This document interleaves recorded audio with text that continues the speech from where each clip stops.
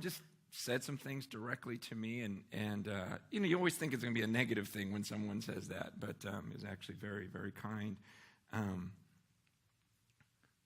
But that phrase is in my mind because this is what bothered me about church for so much of my life.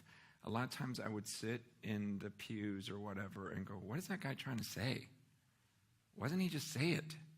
Why is he beating around the bush? Why is he saying this? And so those words are just kind of ringing in my head of this morning, just being very direct with you, of what I see in Scripture, what is very obvious to me. And there's part of me that's, I got to be careful because I'm fitting into someone else's program, this or that. But honestly, I don't know how else to teach. This is just, it's who I am. I just say it, and it's almost like I want one of those preface things that says, this speaker's views do not reflect the views of just so you know, this is just Francis talking, saying what I believe I have to say before God, because I'm looking at you in the eyes and going, okay, if this is my last message, like yesterday I was speaking somewhere else, and the thought occurred, okay, I got this countdown clock, 13, 31, 30, 29, 28. So I got 13 and a half minutes. And what if that was really the countdown of my life? And God says, this is it. What would you say to these people?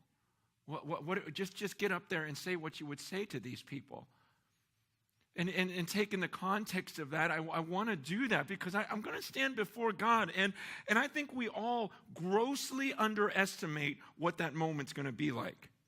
That we've heard the word God so many times and heard the name Jesus so many times that it just becomes Jesus this, God that, rather than this reverence they used to have where they wouldn't even say that word. They would just say Hashem, the name. You know who I'm talking about. Him.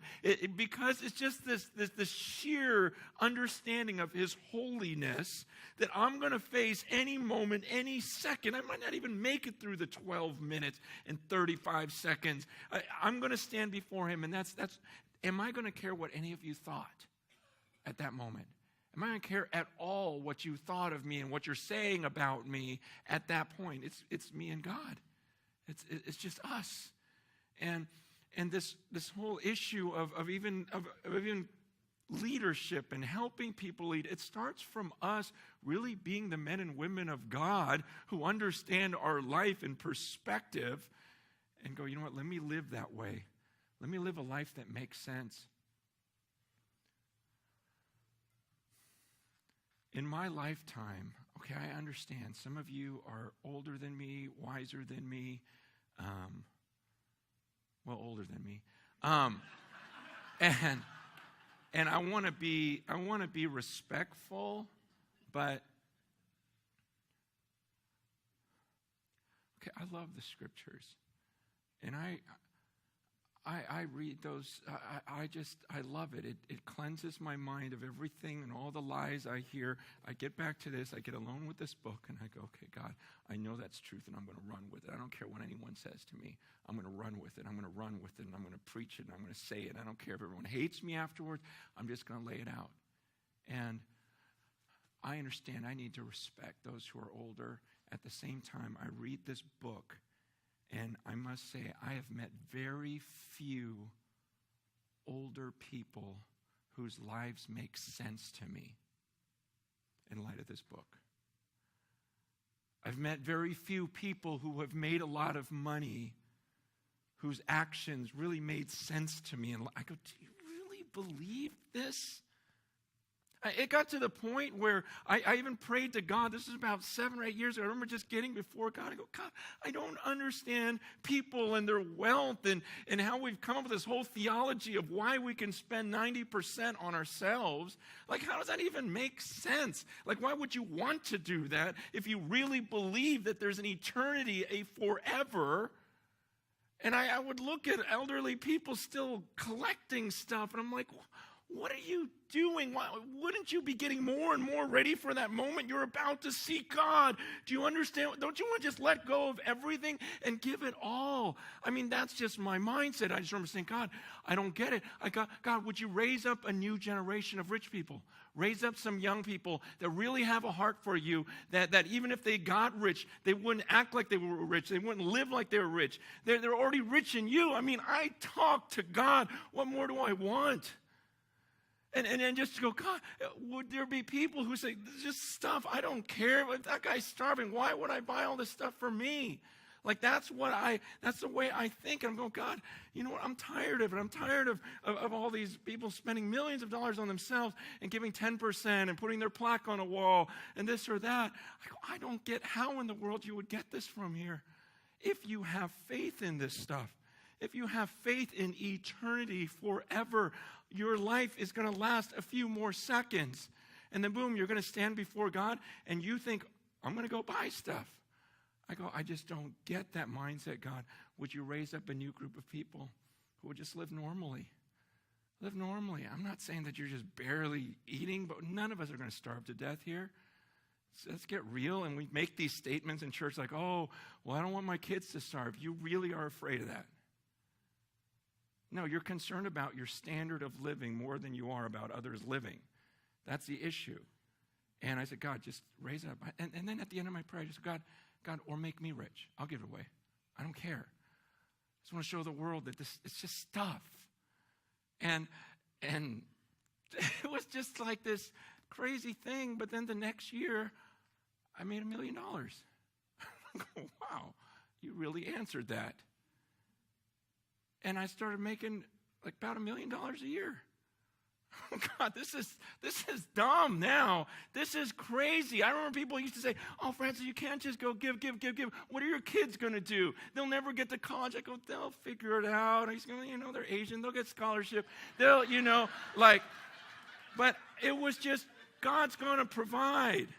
God's gonna make it happen somehow. And to see it line up, because I say this, not go, oh, wow, look at Fred. I'm going, man, in 1 Timothy 6, I think it's verse 19, he talks about this command to the rich, but at the end of it, he says, I do this because I want them to take hold of the life that is truly life.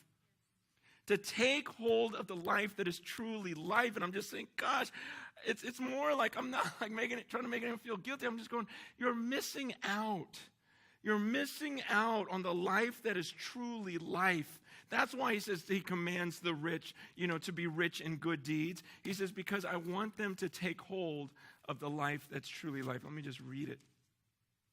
As for the rich in this present age, charge them not to be haughty or to set their hopes on the uncertainty of riches, but on God, who richly provides us with everything to enjoy. They're to do good, to be rich in good works, to be generous and ready to share, thus storing up treasure for themselves as a good foundation for the future, so that they may take hold of that which is truly life. Man, I say this, and last night my wife came and, singing, and I talked about our 20-year anniversary trip, and that's not to go, oh, look what we did. Aren't we great? We didn't go to Hawaii, we went to Ethiopia. I'm going, no, it would have been dumb to do something else. We wanted life that was truly life. I mean, we come back and like, man, we walked around the red light district in this area where literally thousands of women are in these sheds that are no bigger than a bed hardly. And they just stand in the doorway waiting for these guys to come. And they have to sleep with at least 5 guys a night for $1 each so they can pay their rent and feed their kids. And most of them are in slavery doing this. And they're putting their kids under their mattress, under their bed while their clients are coming in. And I'm just looking at these women. And then we invite them to have a little meal with us the next day. And over 700 of these prostitutes show up. and just treating them like women for one day, and then having some of the gals that have come through and been ministered to and now have changed their lives and fall in love with Jesus, getting up there and sharing their testimonies. And now I'm figuring out a way to build a village out there so that I can get these women out of that area, live here. I'll teach you how to farm. We'll do something. We'll have a place for your kids. But man, what I saw, though, one of my friends that has been going there for a while, there are pictures of him. He started this ministry, helped these girls, got them jobs, educated them, and then there's pictures of him walking these girls up the aisle on their wedding day. And I saw that. I go, man, I am so jealous. Can you imagine taking a girl out of that type of hell, getting her back on her feet, and then having the honor? Men, think about this. Think about this. Having the honor of her looking at you and saying, will you act as my father on my wedding day? Will you give me away to this man? And there's like 5 or 6 pictures of him doing this at different times. And I'm looking at these going, God, that is the coolest thing I could do on this earth. I cannot think of anything I would. See, that makes a Ferrari look so boring. That makes a large house look so boring. That's what Paul's saying. This is life. Man, we're not saying, oh, you guys, feel guilty for everything you have. I'm going, man, you're missing out.